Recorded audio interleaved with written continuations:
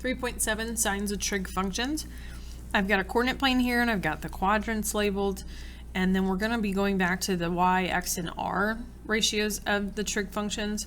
Sine, we talked about, is always the opposite over the hypotenuse. Well, the opposite is always the height of the triangle, so that's the y, and the hypotenuse is always the radius of the circle, the diagonal line, r, and so you see cosecant has been reversed of that.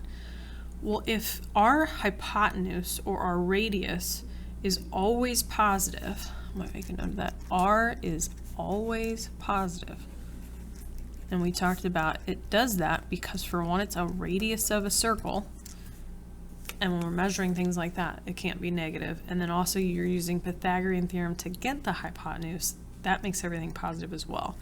And so for sine and cosecant, we're really only worried about the y in this situation. I'm figuring out the sign of that. And so y would be the height of a point. Y is positive in quadrants 1 and 2. It's where it's above the x-axis. Y is negative in quadrants 3 and 4. So down here, we would say that sine and cosecant are positive where y's are positive. That would be quadrant 1 and 2. So it would be negative in quadrants 3 and 4. Then let's move on to cosine and secant. Now we're talking about the adjacent and the hypotenuse, and the adjacent leg is always the x value. Again, we're not worried about the r because it's positive all the time. So where are x's positive on a graph?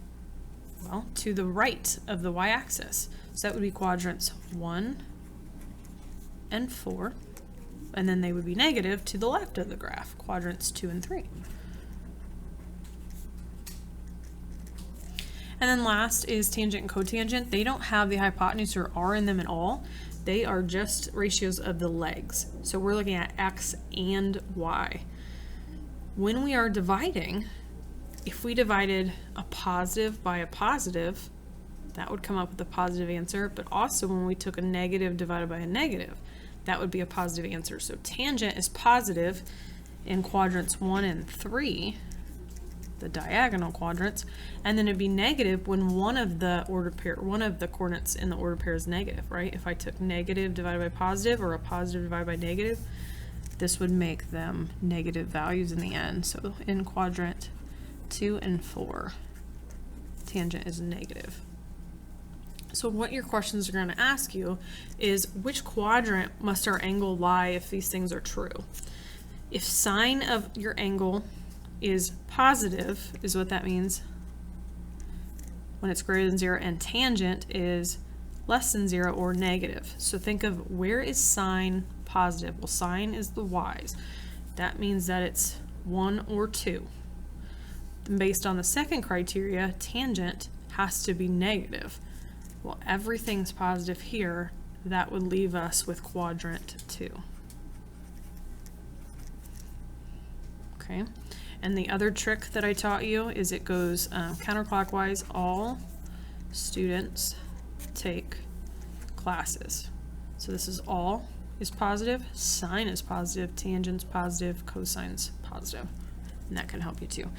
Next one says, where is tangent negative?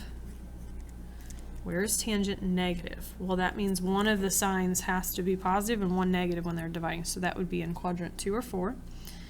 Where is secant positive? And secant is the same as cosine. Cosine is positive in quadrant 4. So it's a process of elimination. All right, go ahead and pause and do number 3. Cosecant is the same as sine. Sine is positive where the y's are positive, so 1 or 2. Secant is like cosine, which deals with the x's. Where is your x value negative in an order pair? Quadrant 2. I don't know why I did that in Roman numerals and the other not. Sorry.